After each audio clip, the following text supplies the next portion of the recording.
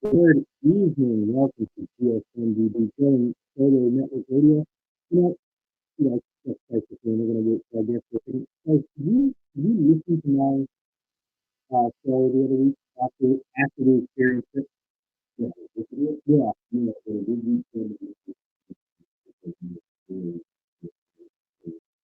so I'm curious as to how you can experience it because I watched it twice and I was speaking way too I was speaking way too quickly. So I need you to kick me or something when I'm speaking too quickly because I don't even know if people. You don't have to read on the whole thing. Yeah, actually, that was the superhero. That was the superhero that I wanted to be like. I wanted to be like Flash growing up. Me too. That's crazy. I'll tell you why, and then we'll do a proper introduction. I'll tell you why. I was fat growing up, and I'm still pretty chubby, or have body dysmorphia. I haven't figured it out yet. And I wanted to be like Flash because when we were growing up, I don't know if you did this, and we'll get into our guest in a second. Our guest just is logging in soon. When we were growing up, we used to have running races. Did you have running races in the schoolyard? All the time. Yeah. I was always last, though. You were last? See, I would think you'd be fit. Not until I got my first pair of Chucks. Ah, the shoes that make you run faster and go power. Right. So I was always, dead last. I was like, can't I just beat the crap out of you instead? Like, I just want to beat you up. But Yeah, I was always dead last because I wound up, I just was slow. And so the cool kids wound up, they were beating me in these races. And so I was never cool because your level of cool was dictated by how well you could street run. So yes. I wanted to be Flash because Flash was fast. Yeah. And then when I grew up, I haven't grown up yet, but when I aged, I was like, you know what? I want to be more like Batman or Iron Man because F those guys. Yeah. I'm just going to be a billionaire psychopath. You know? And that's you Flash? Boom. Right? I have this awesome heat-seeking missile. Yeah, exactly. So here we are, WGSN Going Solo Network. We are going to be joined in just a second. He's just having some charger difficulties. Rob Judge is actually texting me right now. I'm going to tell him, okay, my man, just log on with that link on Chrome. He's coming on right now. So Rob's going to be talking to us a bit about. So we chatted last week about your online persona, right? Yeah. And I was having trouble, and since then I have deleted all of my apps. I've deleted everything that you could possibly need, to date somebody. I am simply just going to live my life and work. And my dog is outside. We went for a walk today. He's going to hang out with me, and that's how I'm going to live my life. But maybe there's an alternative. Maybe the alternative is that we talk to this guy, Rob Judge, and Rob's going to come on in a second. From what I understand, Rob is like he's like the online Hitch, right? So I'm pretty excited to chat with him. I'm literally, I think he's looking for the link right now. So as I'm chatting with you, I'm going to send him this link because this guy's crazy. This guy's good. So by the way, for those who don't know, our relationship, and I'll re-talk about it. I met Rob when I was back at Siena College. So we had a great time at Siena. He's a really, really good guy. And hold on, copy link. I'm going to send this over to him. And met him at Siena, really cool guy, runner. I'm not a runner. So there you go, Flash, right? And so as always, joined by my buddy Twice. I know we said we were going to have Twice on next week. Twice is going to be actually not going with his show next week. You got knee surgery next week? Yeah, I got to do a knee surgery on the 27th. Okay, cool. So it's going to be kind of like an all-day thing. Yeah. I think my surgery is going to be around like 5 p.m. So cool. I'll get done, and you guys don't want to see me come over here and No, I would love it. I would love it. So we got Twice on one side, and then my friend Kelly's on the other side, just hanging out. We're gonna she's getting some work done tonight. And Kelly, I don't know did you catch my show last week? I did not. You did not hear about it. So we were talking about meeting people in person. What's going on, Rob? Hey, Chris, how you doing? What's going on, brother? So I'm just about to introduce you. I just want to finish this quick anecdote. So we were talking last week about meeting people in person, and Kelly and I went out with my really good friend Eric. You missed it that night on Saturday. We went on the strip. Oh, yeah, and bad. Now Kelly missed this whole thing, right? But what wound up happening was there was this girl, and I'm telling you, this girl was beautiful, and I was having a couple drinks, so whatever. And she was giving me I don't have the straw, but she was giving. I'm telling you, she was giving me this. Watch. With the straw, or the straw, and I'm giving you major action. Yeah, and I'm giving her the straw back. You know what I'm saying? I'm giving her the straw back. And now she's got her hand on this dude, though. Now I don't know if this dude's her brother, her cousin. Like I don't know what's going on. Now we talked about interacting with people in person, right? So I go to approach her to see what the straw thing's all about. I don't know what's happening. This girl, could be something. Yeah. And she disappears. Now I catch her. Kelly went to the bathroom. Now I think she thought Kelly and I were like married or something.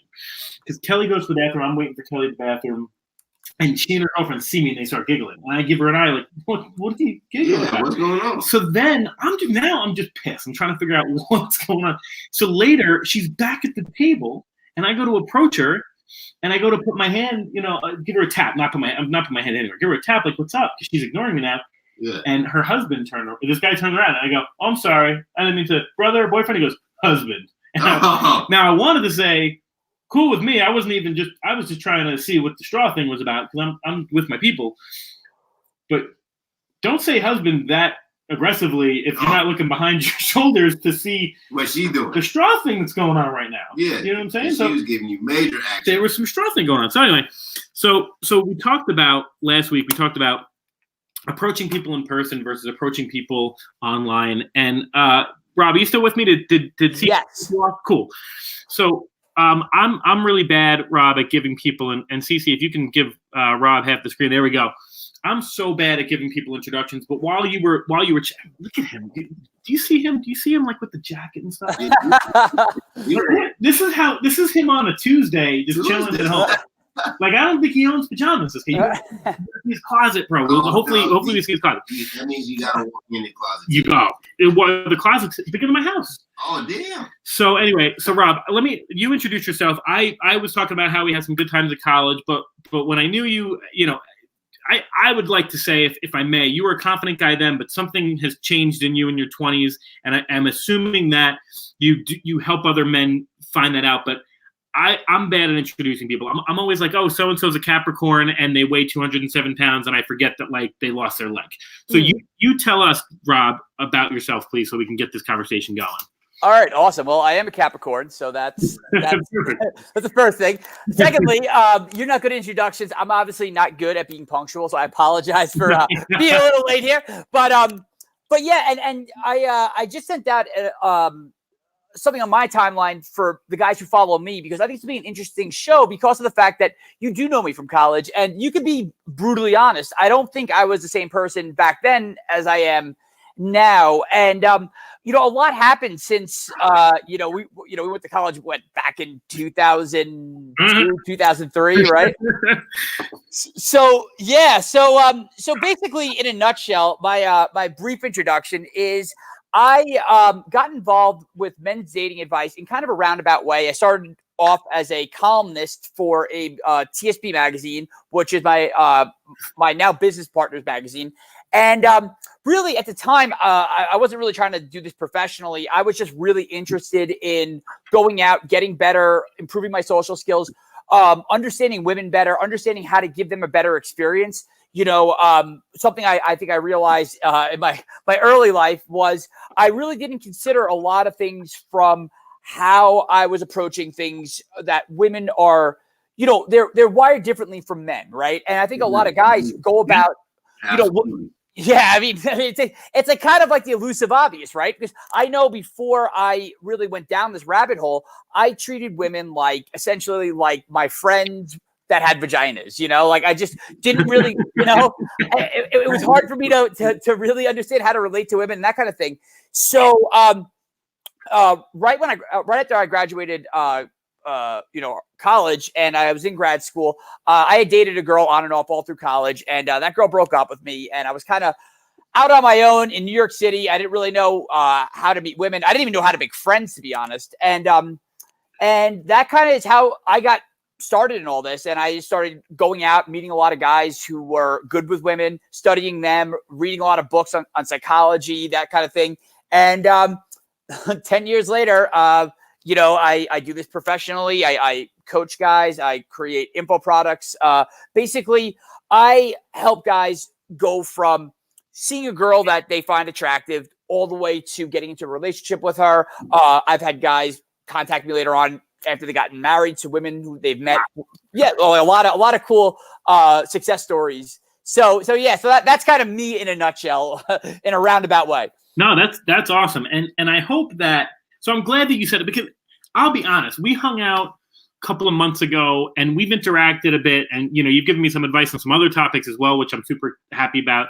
And I remember now I very much so that you know, I know that you think I'm like this guy that people look up to or whatever.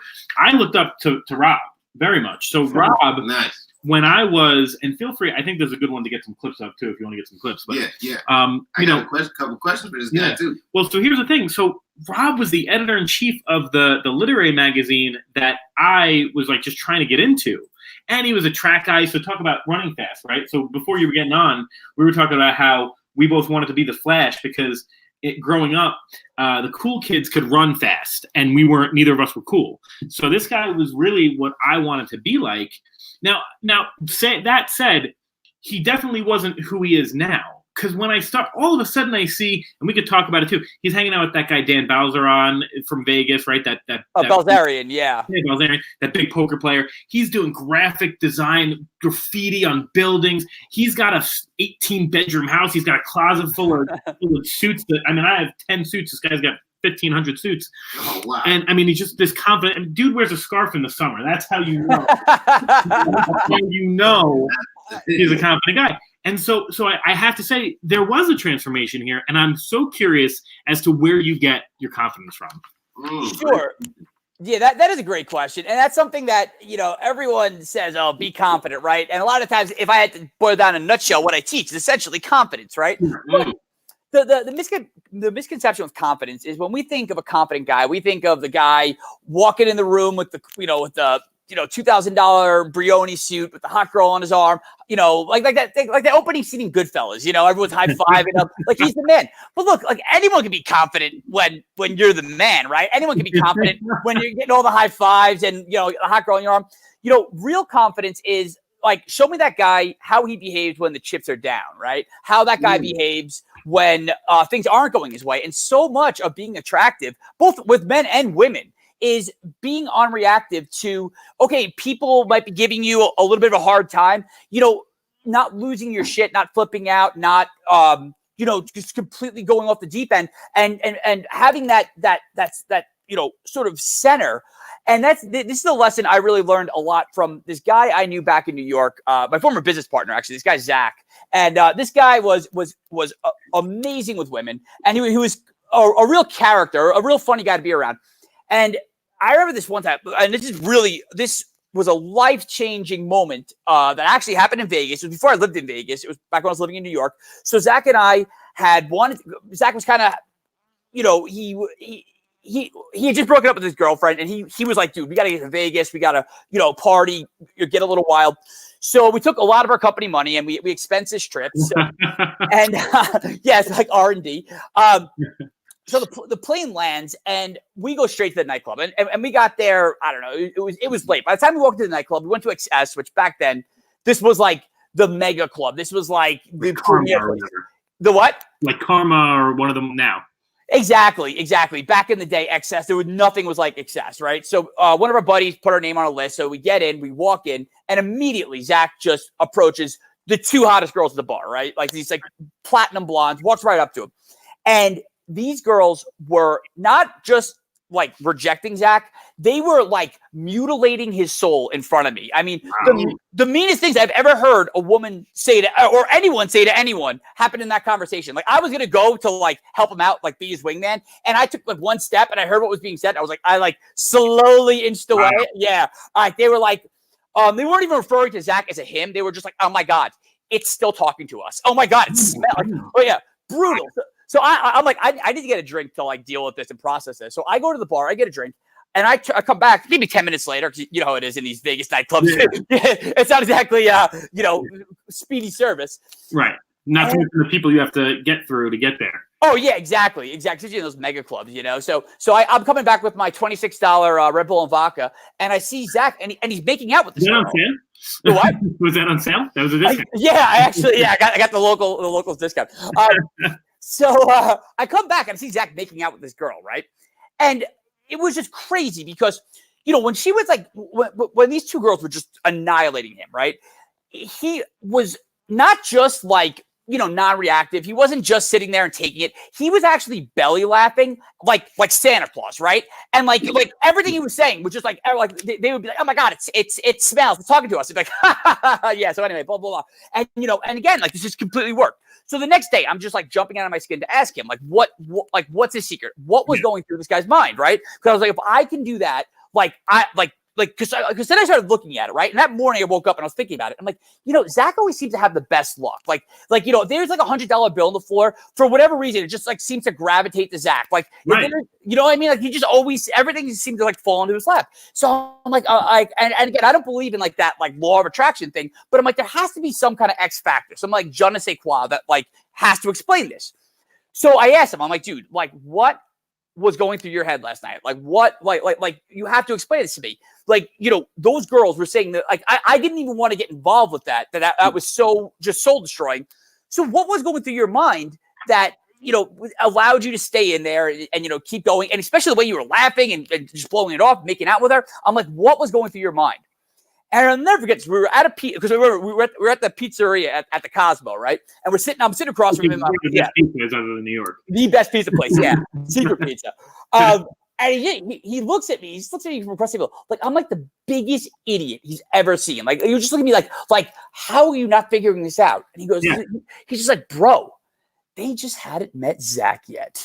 And like that, like that one sentence, they just haven't met, and insert your name here. They haven't met Chris yet. They haven't met Rob yet. They haven't met blank yet. And then like it almost became like this almost like Zen like Buddhist mantra that like anytime like I was getting like, because like I said, like real confidence is how you handle yourself when the chips are down, when things aren't going your way, when you're not the coolest guy in the room, when you're wearing the scarf in the summer, but like people are giving you a little shit for wearing scarf in the summer, Like, no, I was happy with it. Oh, no, I know, Chris, I know me and you are on the same page, like fashion-wise, but we both know, like, somebody's going to give you a hard time. Yeah, I'm out here in Arizona. So, like, some people in Arizona don't like that, Yeah. So, I don't know why I'm doing a Southern accent for Arizona people. But anyway, regardless, like, and people, if you want to, like, really step up and, take control of not just your dating life, but your financial life, that kind of thing, there are going to be people who are they're not going to like that, right? And they're going to give you some shit. Like, if you walk in with an absolute stunning woman to the bar, do you think, like, the random guy who's like, just like he's been single for the last 2 years, do you think he's going to appreciate that and give you props? Or do you think maybe he's going to like, be, kind of give you a little shit? And the thing about that though, is that, I've seen guys lose their shit and like flip out or get upset or get angry or let it like affect their night. And those guys are guys who don't have that Zach level of magnetism. Versus like, whenever like I get tested like that, anyone, girl, guy, the world, whoever, I just like step back, take a deep breath, and I'm like, they just haven't met Rob yet, and then you just keep going. So Rob, question, man. So again, this is twice. So it sounds like to me that you talk to a lot of guys where you're trying to build up their confidence. Is that right? Absolutely. Okay, so what would you say about the guy that's too cocky? If the guy's like super cocky, but you're trying to turn that cocky into confidence to where it's not over bubbling. Well, so what kind of approach do you go through with that? And this is what I always say, and I want to jump in for a second. So for anybody who's listening too, and I want to make sure, so we have a lot of folks who follow Bold. When we say attractiveness, by the way, attractiveness can mean anything. So anyone knows who I typically have in my entire life has dated plus size women. They are not, Rob has, I've seen Rob's wife. She's a beautiful, slender woman. Dave might date somebody who's tall, short, disabled, whatever. But I am always a big fan of beauty. I like who likes me. Yeah, I'm a big fan of beauties within as well. So when I want you guys to know too, when we're talking about attractiveness, we're not talking about just on the outside, right? People radiate different levels of attractiveness. Absolutely. So I want to clarify that because I mean I've walked in to any room with a woman who, I don't care what you say, I don't care what you, I mean, she is the most attractive human being on the planet because I say so. Because she got my kind heart, she's got just an, you know how I feel about my human. Yes. But anyway, before Rob gets into it, this is what I always say, and maybe you can attest to this. I always say there's a difference between confidence, cockiness, and somewhere in the middle is arrogance. Right? Arrogance is like a level of confidence, I think, that just exudes itself. Confidence typically keeps its mouth shut, and cocky doesn't shut the hell up. But what do you think? I think that's a great sliding spectrum. And I just want to circle back really quick. Something you said, Chris, and I absolutely agree with you that, so much of this is a self-fulfilling prophecy, right? If you feel like, hey, I'm walking in with the most beautiful girl, woman in the room. And when I say beautiful or hot or use these terms, it doesn't necessarily mean the like the physicality. Everyone has their type, but there is a je ne sais quoi factor, and that's why like I have coached women before, and I've gotten women back into relationships, or and it's funny, and I do a lot of it pro bono, just because like I find it very fascinating. I mean, again, I'm not a woman's coach like by trade, but I do find it. But the thing is that like everything that I teach, like men, it's something I'm going to teach my daughter, right? On confidence, on self-belief, on that kind of thing. So it's like, I don't want, because, back in the day, this used to be a very sort of like little boys club, misogynist type thing. And technical, scientific way to manipulate people, right? Yeah. And that's the thing, is that like nothing I teach and nothing like anyone I work with teaches is manipulation. It's more of like learning how to very competently express yourself. Yes. And that's going to be attractive. That is so attractive no matter. And again, I don't think I'm like the best looking guy. And again, when I was in college, women were not exactly stopping me, in the quad to talk to me. And the thing is, like, nothing about my physical appearance changed. In fact, I've gotten a lot older and a little bit fatter. But the difference is now, though, is that like, I no longer second guess myself. I'm no longer like when I get tested or someone gives you, something doesn't go my way. I'm not like, oh, I have to retreat now. It's like, they just haven't met Rob yet. This is awesome. So Rob, I want to jump around a little bit. Today has been a day, man, and I've been tested. I've been tested over the past couple of weeks personally. I've been tested professionally. You know that I'm building my brand out. I'm going to jump. I know that we have some other questions I want to get to you, but help me out.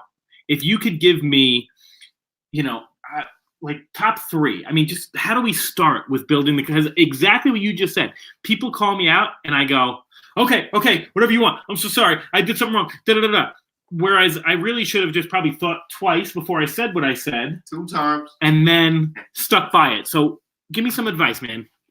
All right. Well, a little bit of a spot there, but totally. One thing I advocate, because it is hard. I know the feeling, right? You feel like it's like that, like ice cold feeling in your chest, like the sinking feeling, and it's like, and it's so easy for me to sit here like Monday morning quarterback and say, okay, do this, like I'm playing like some kind of weird Sims game. But like I know when you're in the situation and like you're in it, it's very difficult. So like some of like the things that I did very consciously at first, and now I just do them unconsciously, is I actually took this from I stole this technique from improv. But like a lot of times people will challenge you. They'll say like, yo, you know what, Chris? I don't like that shirt. Or like, Chris, I don't like, what, like, why did you do your hair like that? Like only, what was that term back in the day? Metrosexual guys, the guys who like pretty boy, whatever someone says, right? And the intuitive thing, the knee-jerk response we all want to do is we want to argue with them. We want to get combative, right? We want to say like, no, well, like this shirt's cool, or like, oh, like I'm not a metrosexual person, like whatever it is, And instead, what I learned to do, which is way better, is you agree and you amplify. So if someone's like, oh, Rob, what are you wearing this jacket in in Arizona when it's 70 degrees out? I'll be like, yes, you're right. Like, absolutely. Like I am an idiot for wearing this jacket. I had to go for the style point. So so it's like you agree with what they say, and then you kind of like put your spin on it. And I'm trying to think of an appropriate one because I don't want to say anything that's too offensive here. But a lot of the times, some people say to you is somewhat offensive, like, or they say stuff that like is pretty aggressive, but like, so the more aggressive or the meaner what someone says to you is, and you agree with it, and then you amplify it, it just like shows that like you're so comfortable in your own skin that not only are you not affected by it, you're actually like using it to make make the whole vibe fun. So that would be like one of the first things I would highly recommend doing. Agree and amplify. So have you seen, Rob, and if you're feel free to keep talking if I'm writing notes. I'm just writing notes for the next question. But there's a guy who does a bullying workshop, and he does it in front of these high school kids. Have you seen the video? No, but it's very interesting. So I'm going to send, if I can find it, I'm going to send it to you because it was one of those like 1 a.m., couldn't sleep, didn't have enough melatonin or marijuana, and couldn't fall asleep. And I'm trying, and that's legal in Vegas, by the way. And I don't. Yes. So I'm watching this guy's video, and he tells this little girl to bully him. She's like 12-year-old girl, and he's an adult. And she goes, I don't like your shirt. And he goes, well, I don't like your face. And she goes, my face is telling you that I don't like your shirt. And she keeps come back, and he keeps coming, and he keeps combating. And at the end of the day, he's flustered, and she just beat him, right? No matter what he says. And it was all improv, like you said, right? So then he says, do it again. And she goes, I don't like your face. And he goes, yeah, it's pretty ugly. It's pretty ugly. But hey, it's the one I got, right? And it's on stage. And he does exactly what you just said. Yeah. Within maybe 3 or 4 exchanges of words, she had nothing.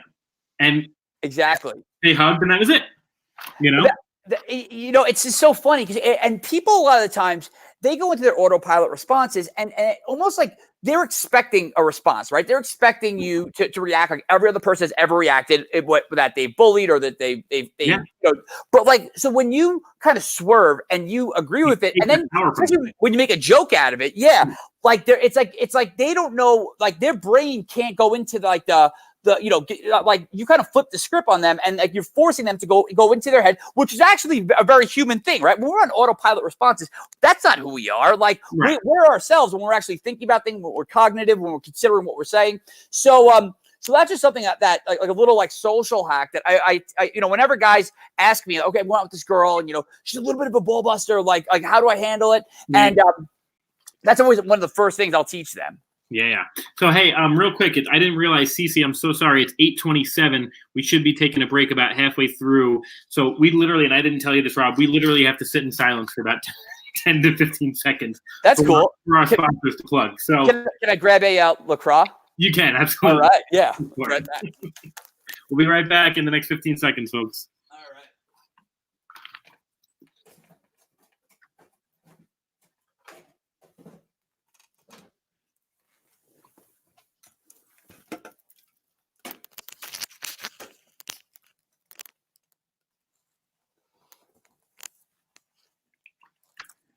Okay, you ready? I am ready. All right, we're back. So, Rob, I know I jumped in just because I'm having a day, and Twice knows I'm when I'm having a day, I like to ask for advice quick. So I'm going to start using that. I think to be non-reactionary is super important. So let me ask you, you help folks. You have like an online persona that you help with, right? So, I mean, how does your day-to-day life differ from this online presence that you've kind of helped people build out? To be honest, it really doesn't. Like, and that was I think one of the things that really allowed me to get like a foothold in the industry. Like at the time I came in with dating advice, it was like going through that whole pickup artist, like, and the problem with that is that, a lot of these guys would come in and they would build themselves up as like the almighty guru. And they would want guys to believe that like, it was almost like the Wizard of Oz, right? The guy behind the curtain, it was like, the what? Pay no attention to the guy behind the curtain, right? Yeah, and the weird thing is that Zach and I started meeting these guys, right? And we started going out with them, and so much of the allure was like, oh, this guy, like, he's not even talking to anyone, or like, oh man, like this guy he has no social skills. And so what me and Zach did, that I think was a lot different than a lot of people in the industry were doing at the time was I was just brutally honest. Like I talked more about my bad experiences or experiences that I learned from or things that, times I've gotten rejected. And I would tell guys when I used to do live programs, I would say, look, I'm going to approach girls and you're going to see me get rejected. And that's a good thing because you should see how I handled it. And it goes back to kind of what we were discussing before. Yeah.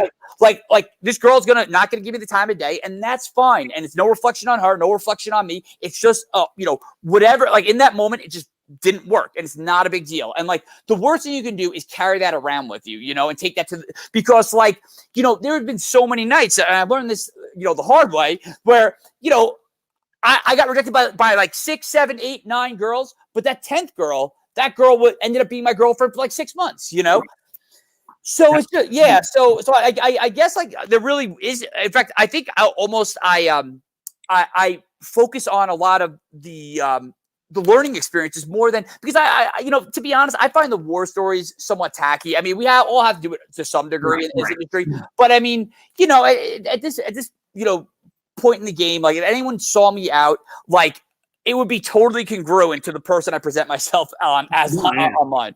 And was there ever a time in which the answer may be no, but I sometimes see like the confidence that I want or the man that I want to be, and I'm far from it, and then eventually I get there. Was there ever a point where you had to make up that gap? Oh, totally. In fact, I remember when I was in New York, I wrote out almost like I was writing like a work of fiction of the guy I wanted to become. And I really went into like concrete detail, the way I would hold myself, the way I would talk, the way that I would react, like every little detail I would write out. And I would read this piece of paper when I woke up, when I went to bed at night. And I did this for like, oh yeah. And I'll be honest, about a year later, like I was that guy. I want to be this. So I think the guy, and we've talked about this. You ever watch the show Power? Kelly, you watch the show Power, right? No. You haven't watched it? Oh, you watch Ozark, right? Yeah. Have you seen Power? No.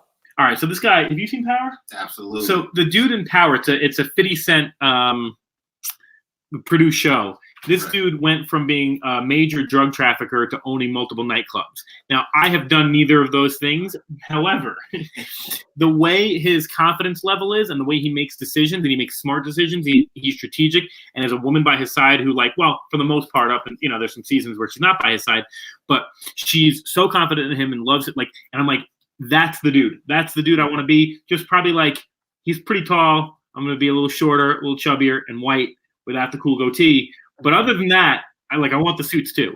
So I'm going to write out the traits that he's got, and that's the dude that I want to be. So you are like, I wish we could do 2 hours of this show, man. This is great, man. So and this is what we do too. We learn through failure. So what's the response been? Oh, in terms of the advice that I've given, it's been overwhelmingly positive. I'm surprised at how well received it is because I understand where, I tell people, I teach men how to date better or how to attract women. And immediately, especially when I'm talking to a woman, it's like, they're immediately like skeptical of what this is until I start explaining it, In fact, I actually had a reporter contact me like early on when I started doing this. And I think she was going to write like just a complete hatchet piece. Yeah. And when I got her on the phone, kind of thing. Yeah, it was In Touch magazine, and so it was going to be. This would have like wrecked my life if this woman went through with it. Yeah. And I agreed to talk to her because like she was going to write the article one way or the other, and I ended up talking to her for about 2 hours, and she's like, I can't write this article now. She's like, in fact, I'm going to give my brother like your contact info because she's like, yeah, like this is like because the thing is that when people are in happy relationships or they're out and they're with someone that they really find is their better half and that kind of thing. Everything in their life is so much better. It's like they're better at work. They're just better people. Food tastes better. Like the air is cleaner. You know what I mean? And that's the thing. And I know it's possible because I did it. Like back when you knew me back in college, I wouldn't say settling, but I was doing about as well as I thought I could. I wasn't super excited, but I was like, okay, this, and I thought that like who I was going to date. Like, in terms of like, she's out of my league. Like these were like phrases I used and right. And I believed, but now, like nowadays, like I don't believe, and again, this may or may not be true, but I don't believe anyone's out of my league. I believe that like you put me in front of a woman and, I have a chance to express my personality. And if I do it well enough, like I don't see like, oh my God, like, she's so amazing. Like, out of my league. And whenever I'm coaching a guy and he says something like, oh, well, I like this girl, but she's like, really beautiful and she has a great job, or she does this and she does that. Yeah. And I'm like, why are you saying this? Like, how is this helping you? Get these thoughts out of your head. Like, that's like the first thing we're going to do, Yeah. Well, it's the same thing we talk about in sales, right? So professionally, if you're in any type of sales, right, it's called like selling out of your pocket versus selling out of their pocket. So, and Kelly, you're in sales also, you can come up with a million reasons that someone's going to say no to you, right? So either you're going to sell me, your sales manager, on why you didn't make that sale, or you're going to sell that customer, right? And, typically when somebody says no to you, it's not a money issue. It's typically you haven't convinced me to spend my money with you, right? I don't see the value in your product, because everyone can see the value in your product if it's a good product, right? If it's a piece of trash, then that's not going to work. But it's the exact thing. So you are the product, and there's value in you. You just haven't expressed it properly to that person. And by listing the 10 reasons that they are going to overlook you is absolutely not how you're going to get there, right? Exactly. No, that's a great point. Like, dude, one of my all-time favorite cars, right, is the Fisker Karma. Have you ever seen that car? It's the most badass looking car. It's an electric car. It came out like right around the time like the first Teslas were coming out. Oh, cool. So this car should have been. It looks like the Batmobile, right? Yeah. So this car should have been the coolest car. This should have been like the next, McLaren or something. But the company went bankrupt not because the product wasn't good, because the car's amazing, right? And it was electric and it had all these cool features. Yeah. But the problem was they didn't market it well. And there's so many guys who I see as being in the Fisker Karma, guys who could make so many women happy, but yet because they have these limiting beliefs and they're getting in their own way. It's like Zach had a great way to look at it too. And again, Zach was like the most ridiculous person ever, because even when Zach was fat and out of shape and like hadn't showered in days, he still would just have the sense of entitlement, and it was like a self-fulfilling prophecy, right? But Zach had a phrase. He's like, at least I'm going to give her the courtesy of rejecting me. Why am I going to reject me? He's like, and this is the way this guy looked at the world. And I just saw Zach win so many times, and it just always seemed like everything kind of broke in Zach's favor. And ultimately what I realized is that it wasn't any great tactic or technique that he was doing. It was what was between his ears, and it was because Zach always felt entitled to the best. He always felt, and why wouldn't he? Why would anyone not feel like they were entitled to the best? That's incredible. Now I want to jump in for a second. I want to hit. Well, all right. You know what? I'm gonna write that down. Then we'll talk about it in a second. But so, what do you think is your biggest challenge? That you're meeting a new client, and maybe it's multiple different types, but whether you're at the beginning of the process of meeting somebody, or you're trying to build your online dating profile, which by the way, I have deleted all of them. Like, forget this world, I don't care, I'm done. Or you're in a relationship, right? You're in and you're desperately, like I've been, right? You're desperately trying to grasp onto this human who is not seeing what you're saying, and you're just not communicating properly. You're not able to hold on to them. I mean, what do you see as the biggest thing that you're coaching, or the biggest challenge for men? Well, I would say the majority of guys that I do live coaching with, usually most people don't really seek out a dating coach until something goes wrong in their life. So most guys don't really. I do every I do a couple maybe a week of setting up guys' profiles or helping them. With general advice, but I would say probably the lion's share, 85 to 90% of the coaching sessions I do is a guy who is in a situation where things went south. A lot of times it's their girlfriend broke up with them. Right. It's a girl, or most common actually is that it's a girl they were that I was seeing, and things seem to be going pretty good. A lot of times they even hooked up, had sex, and then all of a sudden the girl starts getting distant, and then they go into this tailspin. They make a bunch of mistakes. Somehow they stumble on me and Bobby's videos online, and then that's how they find us. And then so by the time I'm coming in, the disaster. I kind of say people think that I'm like Hitch, which I'm not. Right. And I like to think I'm like Ryan Gosling from Crazy Stupid Love, which I'm not. I'm more like I'm like Cupid's janitor. I just clean up messes. I'm the one who's called in when his vomit on aisle 5 or something. Yeah. That's awesome. That's really cool. So I want to jump in for a second. We're starting to run low on time. I'm sure Cece will come in and tell us what's going on in a second. I mean, I'm learning a million and one things from you. You said something in the beginning of the interview or show, whatever we're calling it. You said you want the ability, and I also want to touch on before I hit this, you did say that you allow men to give women a better experience, but I want to hit that for a second. But before I do that, have you ever coached not what we would consider probably non-traditional or now it's 2020, so it's everything, gay couples, trans couples, like lesbian, anything like that? I haven't. I would like to say I have, but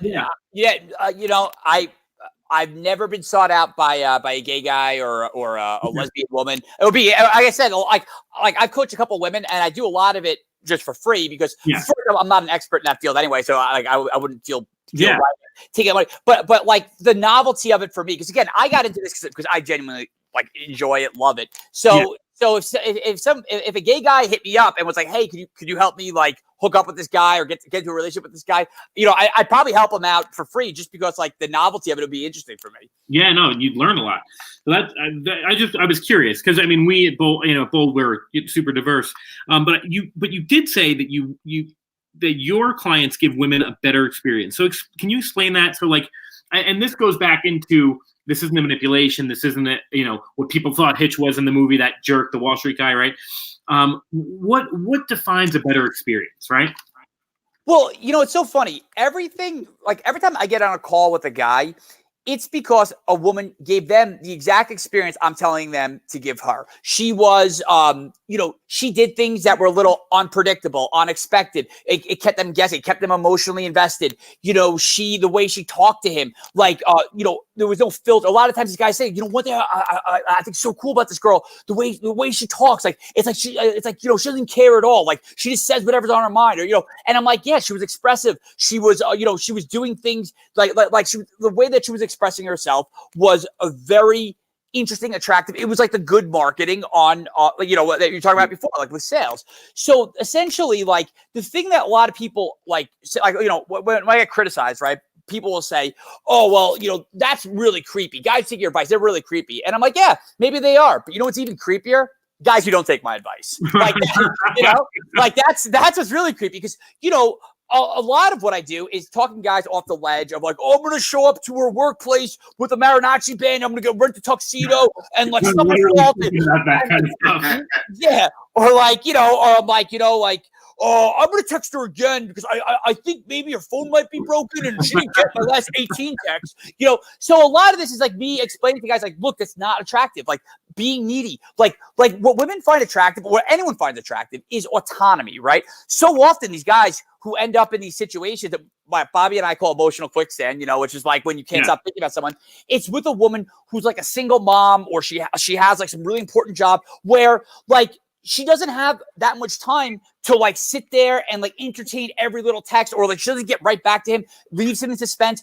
But it's not because she's doing it manipulatively. She's doing it because she's autonomous. She has a life. Yeah. And that's what's so attractive. And a lot of guys, if they don't have that autonomy, a lot of times we figure out ways that they can build that in, like not fake it, actually build it into their life, whether it's their hobbies, their friends, doing, whatever it is, that has to be there. You can't fake that. No, 100%. And this is something that I've preached in business, in personal relationships. I remember specifically, I was in that situation where this woman that who I thought was in love with me, that I thought I was in love with, but it was really just an infatuation. I had crushed on her for years. She was a bit of a celebrity, and then we were together, and she would just not get back to me for like a day. And so what I wound up having to do, and I was talking to a colleague about this because my colleague at the same time was applying to a job that they really, really wanted. And I said, here's what you got to do. You got to do what I do.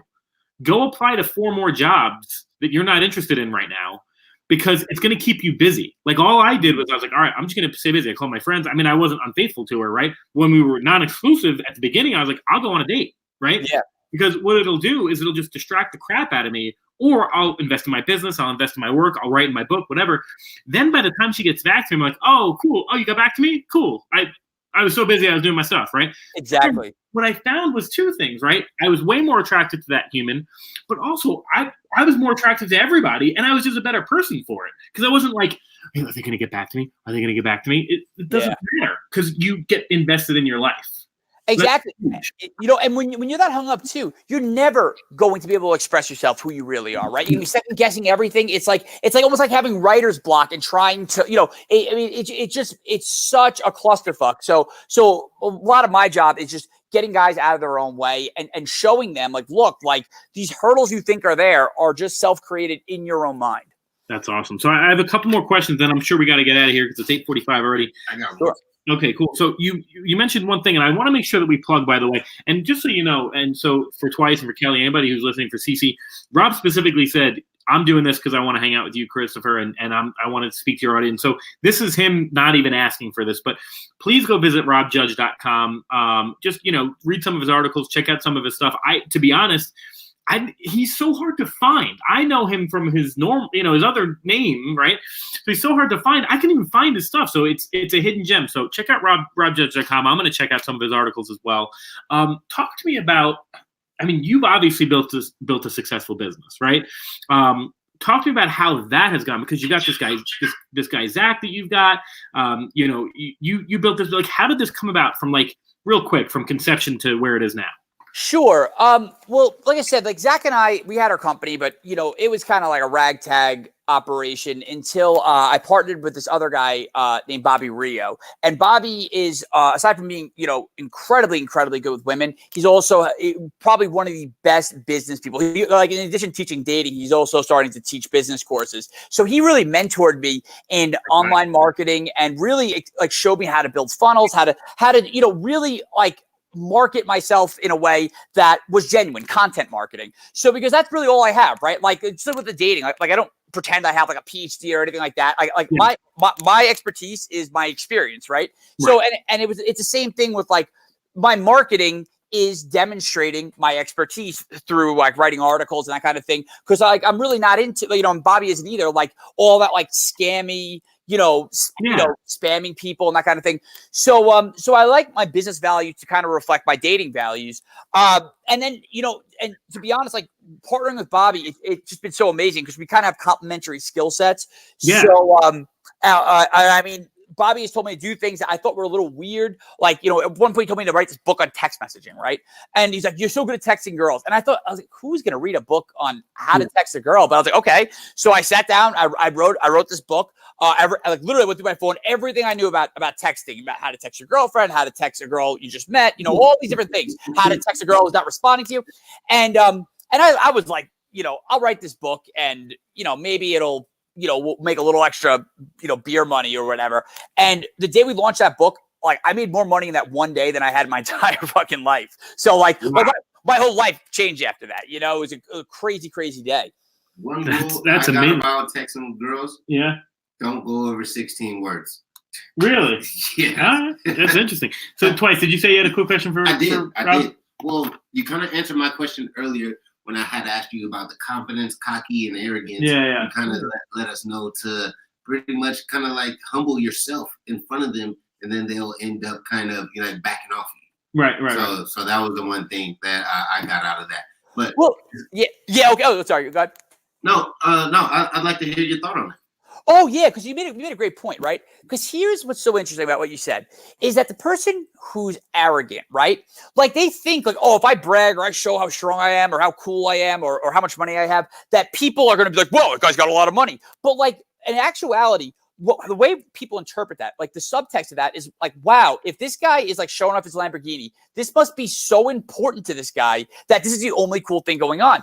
Versus when, like my secret for like displaying confidence is a little bit of self-deprecating humor, because the subtext of that is, wow, if this guy's comfortable, like shining the spotlight on him and like showing that he's a little vulnerable, or that like he did this thing, a faux pas, or like that he's a nerd, or like whatever. Like I have like my little shtick on like self-deprecating humor. They're like, wow, that guy must be so confident that because if he's willing to like point a spotlight on his flaws, like the other things in his life must be really cool. Exactly. Yeah. Exactly. You know what? You know, they I'm gonna say, have to run with that. for sure, they say you haven't made it until you're in a private airplane and you don't take a selfie. Yeah. Yeah. Right? So, Like, it's just what it is, you know? Now, was that your question? Did you have a question? No. So my real question, or my next thought was, so I'm super upset that I didn't get a chance to actually quote this guy. Now, I don't know exactly where I got it from. I listen to a lot of podcasts, read a lot of books, but there's 5 triggers to attraction to a woman. Now, I would love to know if you think this list is valid, if you think there's something missing, or, you know, if you feel like that there's one that should be excluded from the list. Now, the number 1 is pre-selection, which is pretty, you know, they just like you and choose you. Number 2 is number 5 is successful risk taker. Number 4 is willingness to emote. Number 3 is protector of loved ones. Oh, I like that, which I do. Oh my goodness, what is number 2? Number 2 is leader of men. Okay. So and number 1 is pre-selection. So out of those 5, I kind of went backwards because I'm just pulling it right off my mind. Yeah. So it's pre-selection, leader of men, willingness to emote, successful risk taker, and whatever the last one. Protection of loved ones, I think. Protection. Protect your loved ones. Yes. So your question to Rob is, do you agree with those 5? And if not, or so, why or why not? Yeah. Oh, absolutely. In fact, that I think the podcast you're probably listening to is someone from Love Systems teaches a lot of that. In fact, Eric, the guy Mystery from back in the day, he's the one who really came up with those attraction triggers, and then Love Systems really took it and they put that as like a teaching curriculum. Yeah. So and I mean, I absolutely agree with all those things. I think the manner in which you display those qualities, I think that sometimes the advice to display that, it comes off a little as a screenwriting phrase, on the nose, a little too obvious. Like, you know, an example like pre-selection, right? With the idea that like you're pre-selected by other women, so obviously that makes you more attractive. Now, like the problem with that is that like if you go and you post a picture of you with some beautiful woman, or you like sitting at a table with like 20 girls, again, like the subtext of that is like, wow, like you go out so rarely with 20 girls that, you know, that like you have to post this picture on Instagram. Whereas in my opinion, a better pre-selection picture is like just posting two drinks at a bar, like a beer and maybe like an apple teeny. And like, cause I always say the girl that if you're kind of crushing on some girl or some guy, you know, and like, you see on Instagram, these 2 drinks, the person that you're going to imagine is with that person you're interested in is always going to be exponentially better looking than anyone they could show you. So a lot of like what I try to teach is really stimulating the person's imagination and getting them, because we don't fall in love with people when they're in front of us. We fall in love with people when we're away from them and we project the image. Yeah. So what the hell? Oh my God. That's amazing. We don't fall in love with people when they're in front of us. We fall in love with them when they're away from us. Is that the first time you ever said that? Have you said that before? No, I mean that's the core of everything Bobby and I teach in the Unlock seminar. So yeah, that's like our core product. But yeah, that's amazing. That's amazing. So Rob, we gotta wrap things up today. You've taught me a couple things. So first of all, you've taught me I need to be marketing my Bold magazine a lot more. This was the men's edition that we didn't get Rob to write an article in, but you're gonna write for the next one for sure. Right? Sure, yeah, absolutely. I'm gonna leave this radio show and I'm gonna go back to writing my book, because my publisher is gonna kill me if I don't finish my book, because I'm hoping now that when I publish my book, that'll be the wealthiest day of my life. And you've taught me that I need to not be so reactive. I need to amplify that and take it as a joke, because I am a confident guy. I really don't give a crap about what people think about me, except for when they say it over and over and it kind of hurts, right? So I need to think it twice, but then I need to be like, you know what? That's fine. I probably knew that anyway. I probably knew exactly what they were saying. Yeah. It probably is a crappy shirt. I probably am a little defensive. I am a bit nerdy. I did say something stupid. I was aggressive. Whatever. Okay, cool. I'm going to laugh about that. So that's amazing. So, Rob, we just want to ask you one final question that we ask to everybody who's on our show. And if it's the first time, if you're one of Rob's followers, If you're one of our followers, it's the first time you're hearing it. If you're listening from one of the groups that I probably got kicked out of because Twice is telling me to share this link in all these groups, we are going to ask Rob what makes him a man. But I want to be clear about that question. So we at the Barbershop are redefining, or trying to redefine, or rather just inclusively defining what it is to be a man. And I'm not asking Rob to define his masculinity at all. I'm not asking Rob how many power tools he works with, or how many girls he can sleep with, or guys he can sleep with, or how big he is, or how strong he is, or whatever. So I'm simply asking him what makes him him. So Rob, what makes you a man? Sure. Okay, that's a great question, and you kind of gave me a heads up on this. I thought about it all day, but to me, it's three simple things, right? The first thing is you have to understand your values, and values is a term everyone throws around, but people don't really consider what are the values. What do you stand for? What what are you willing to literally die for, right? So I'm theoretically, like people have to understand like where they stand on certain issues, right? And then from there, they have to be ready for conflict. This is, I think, what probably the most important aspect of masculinity, and something that I think gets a bad connotation because of the fact that people associate conflict with aggression, but conflict isn't aggression. Conflict is when when you have a value and you feel strongly about it, you're ready to go into the world, and and people are going to challenge you, and you have to stand your ground, and that brings me to my third, but the kind of like the three-step process for masculinity, according to Rob, is right. the third part of that is then perseverance. This is something I learned from, being a lifelong runner, that, pain, it's going to be there. It's going to hurt, but that's going to subside. And like what's left behind, that's ultimately like what the value you bring into the world. So I think that is what being a man is to me. This was... I'm kind of insulting you by saying this, but is this one of the best guests we've had on? See, right? I was actually say right up here with Anthony, right? Who was on one of our first shows. Anthony's like this amazing, just alpha male. He owns Alpha Male Comedic. This is one of the best guests we've ever had on. Rob, if I can afford you, I'm going to hire you soon to coach me in everything and anything, business, personal, everything. We really though, I'm serious. Just this snippet, this is 1 hour. I want this 23 hours a day. I need to sleep 1 hour. We truly want to thank you, Rob, for being a part of our show. I want to thank you for educating me, because I have learned so much in this hour, and I can only imagine what other people have learned. I'm so glad that we connected on this. I can't wait to learn more of it. Thanks so much for joining us on the Barbershop. You guys were all wonderful, and go check out robjudge.com. He's got some great content. I know I'm going to log on there very shortly and check him out myself. So everyone be bold, and thanks so much for following. Awesome. Chris, thank you so much. It was an absolute pleasure to be on. You got it, guys. Thank you. All right, Cece, I think we're done.